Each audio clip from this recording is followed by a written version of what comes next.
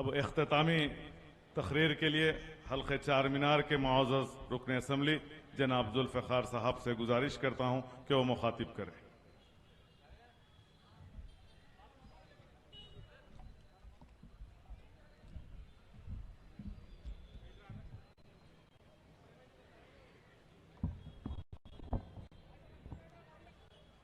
औज़ु बिल्लाहि मिनश शैतानिर रजीम, बिस्मिल्लाहिर रहमानिर रहीम। शैन शरीफ फरमा अली जनाब मोहम्मद माजिद हुसैन साहब रुकन असम्बली हल्के नामपल्ली, अली जनाब राजुल हसन आफंदी साहब MLC, मोहतरमा यासीन सुल्ताना साहबा साबिक़ा चेयरमैन, मेरे दलित भाई राजू उस्ताद, वरुण भाई ऑल इंडिया युवा सेना नेशनल कोऑर्डिनेटर, श्रीधर राव साहब action committee chairman, Balwant Rao साहब जय भीम सेना प्रेसिडेंट, बारापल्ली राजा सिंतल बस्ती प्रेसिडेंट, गट्टया साहब, अनिल साहब, अनिल सिंतल बस्ती साहब और दीगर कायदीन, बुजुर्गों, दोस्तों, नौजवान साथियों, आज का जलसा कुलिन मजलिस इत्तेहाद उल मुस्लिमीन की जानिब से जो डॉक्टर भीमराव अंबेडकर साहब के खिलाफ में जो जहर उगला गया, हिंदुस्तान के होम मिनिस्टर ने हिंदुस्तान की पार्लियामेंट में जो कहा, जिन अल्फाज का इस्तेमाल किया, उसके एहतजाज में ये एहतजाजी जलसा मजलिस इत्तेहाद अल मुस्लिमीन की जानिब से मुनक़िद किया गया। मैं अपने दलित भाइयों से सिर्फ यही कहना चाहता हूं कि आज भी जिन लोग आपको अपने वोट का इस्तेमाल करवाते हैं और आपके वोटों से हिंदुस्तान के प्राइम मिनिस्टर बनते हैं, होम मिनिस्टर बनते हैं, हिंदुस्तान की पाया तख्त पे बैठते हैं और तमाम हिंदुस्तान के रियासतों में आपके वोट लेकर अपने हुकूमतें बनाते हैं, ये सिर्फ आपके वोट हासिल करने के लिए इंतखाबात के दौरान ये लोग आपके दरमियान में आकर इस तरह से आपके भाई बन के रहते हैं।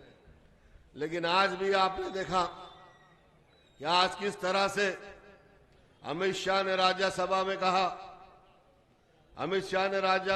कहा कि आज हिंदुस्तान में एक फैशन बन चुका है अंबेडकर अंबेडकर अंबेडकर।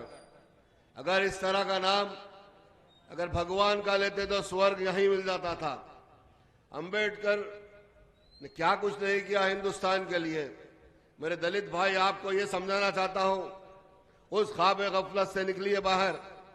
याद करो वो दौर, हिंदुस्तान की आजादी जब मिली, सारे हिंदुस्तानियों ने खुश थे। हिंदुस्तानी ये समझ रहे थे कि आज हिंदुस्तान आजाद हो गया, अंग्रेजों की गुलामी से हम बाहर आ गए, हमको सब कुछ मिल जाएगा, हम हर चीज हासिल कर सकते हैं। लेकिन आपने जिस तरह का जुल्म अगर हिंदुस्तान में सबसे बढ़कर हुआ तो हिंदुस्तान के दलितों पर हुआ। यही आलाजात के लोग हिंदुस्तान के तमाम दलितों को छूत अछूत के दायरे में लाकर आपको दूर कर दिया गया।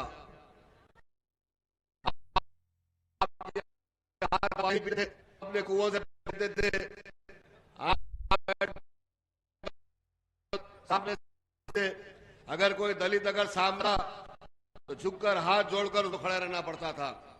जिस तरह की तकलीफें आपको मिली और जिस तरह के जुल्म आपके आबा अजदाद ने सहा, लेकिन उसके बावजूद आज भी आप लोग जब कभी भी इंतखाबात आते हैं तो आप लोग उन्हीं लोगों का साथ देते हैं जिन लोगों ने आप पर जुल्म किया, जिन लोगों ने आपको जुल्म किया, जिन लोगों ने और किस्मतें लूटी, जिन लोगों ने किया, आपने बाबा साहब अम्बेडकर ने क्या किया? उन्होंने जब तालीम हासिल की, बैरिस्टर बनकर आए, तो हम जानते थे कि हिंदुस्तान में दलितों पर जो जुल्म होता था, उन्होंने हिंदुस्तान के दस्तूर को लिखा। उन्होंने हिंदुस्तान के दस्तूर को लिखा, हिंदुस्तान का कानून को हर तरह के रिजर्वेशन रखे, जो तकलीफ गुजर रहे थे उसको नजर में रखते उन्होंने दस्तूर को बनाया। उनके दस्तूर बनाने की वजह से आप लोगों को रिजर्वेशन मिला, आप लोगों को तालीम मिली, आप लोगों को गवर्नमेंट जॉब्स मिले, आप आईएएस आईपीएस ऑफिसर्स बने, और आज भी आप बन रहे हैं। ये चीज इनको अच्छी नहीं लगती, क्योंकि ये लोग कभी आपको हिंदू नहीं समझते। आजाद के लोग मेरे ये समझते हैं आपको दलित हैं। आप ख्वाब गफलत से निकलो, अपनी आंख खोल कर देखो, अपने कान खोल कर देखो, जहन का इस्तेमाल करो, दिल पे मत जाओ, जहन का इस्तेमाल करो। आप देखिए वो लोग आपको आज किस तरह से कहते हैं।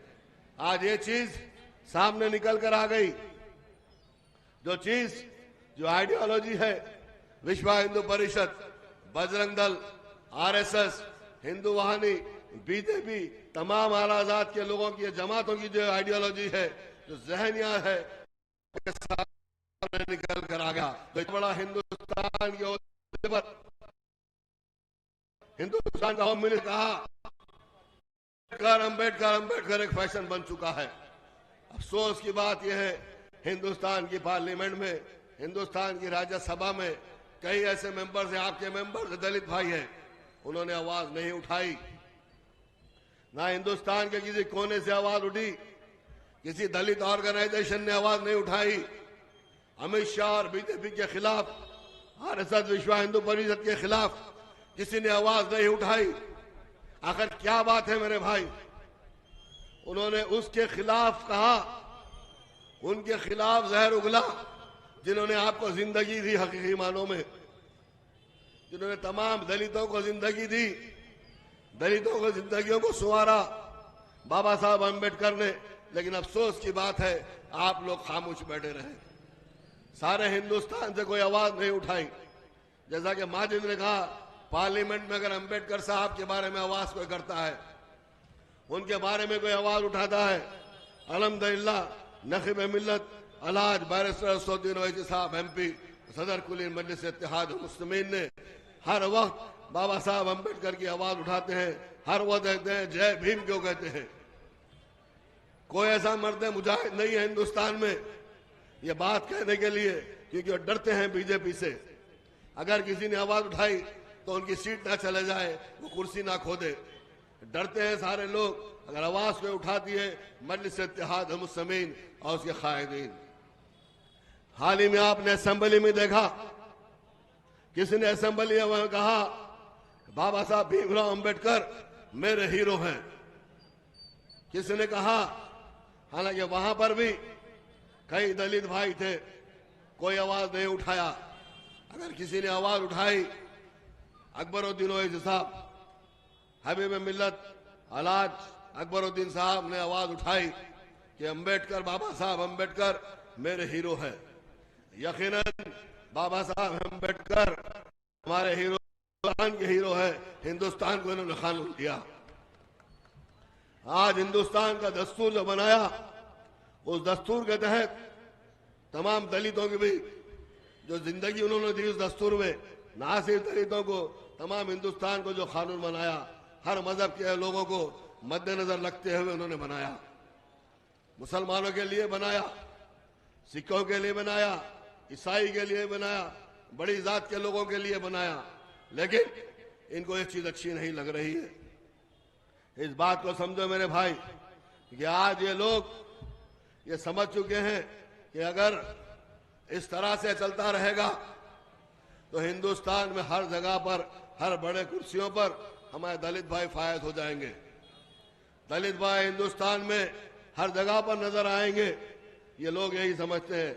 और मजलिस इत्तेहाद मुस्लिमीन क्या आवाज उठा रही है? जब से मजलिस इत्तेहाद मुस्लिमीन कायम हुई, मुसलमानों के साथ साथ तमाम मजलूमों के लिए मजलिस इत्तेहाद मुस्लिमीन ने आवाज उठाया।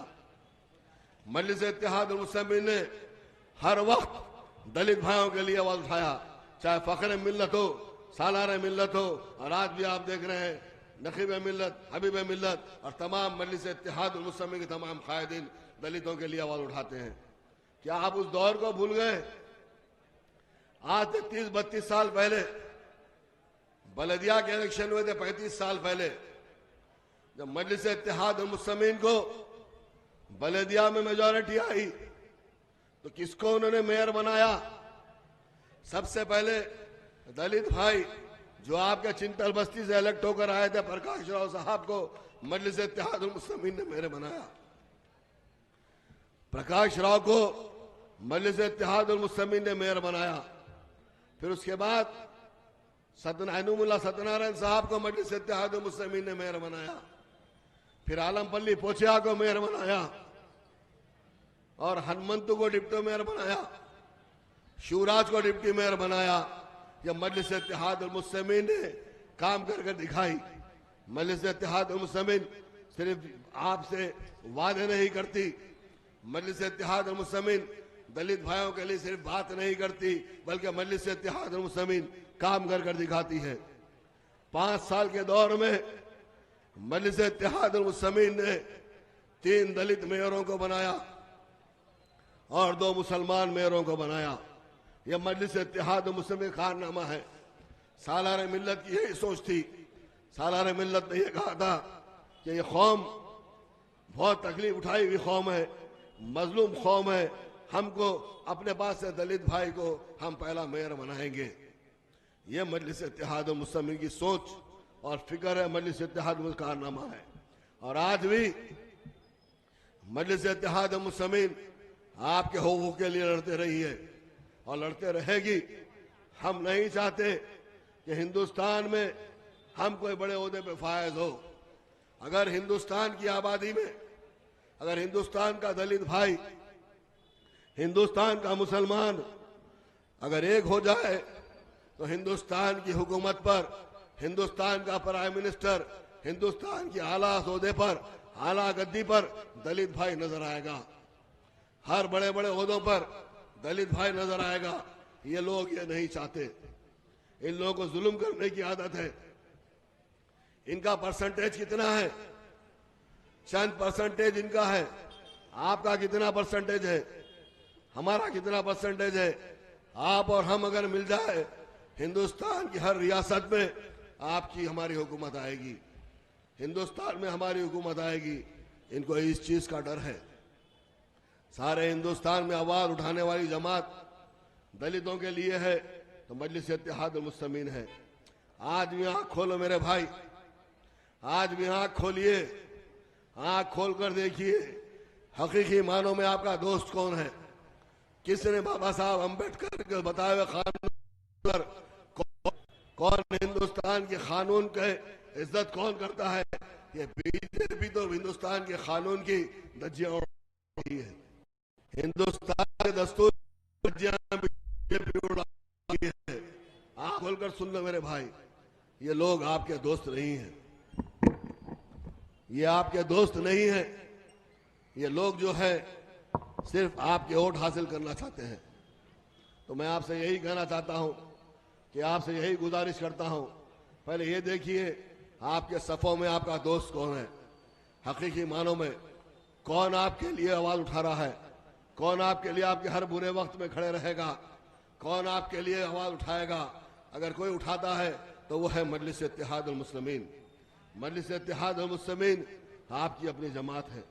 मजलिस इत्तेहाद मुस्लिमीन मजलूमों की जमात है और कोई नहीं है सिर्फ आपको वोट के लिए आपको इस्तेमाल करते हैं। मैं आपसे यही कहता हूं कि आपके सामने मजलिस इत्तेहाद मुस्लिमीन एक वाहिद जमात है जो दलितों की आवाज उठाती है। मैं आपसे और भी एहतजाजी जलसे होंगे। आज नामपल्ली से शुरू हुआ है। नामपल्ली में भी यहाँ पर ही पहला मेयर भी चिंतल बस्ती से बना था दलित, और आज भी बाबा साहब अम्बेडकर के तायद में और बीजेपी के खिलाफ एहतजाज जलसा भी आज चिंतल बस्ती से हुआ है। इंशाअल्लाह ताला जलसे होते रहेंगे और भी जलसे होंगे और भी आपसे मुलाकातें होंगी और भी गुफ्तगी होंगी। इन अल्फाज के साथ आपसे रुखसत होता हूँ। शुक्रिया, खुदा हाफिज। जय भीम, जय मीम।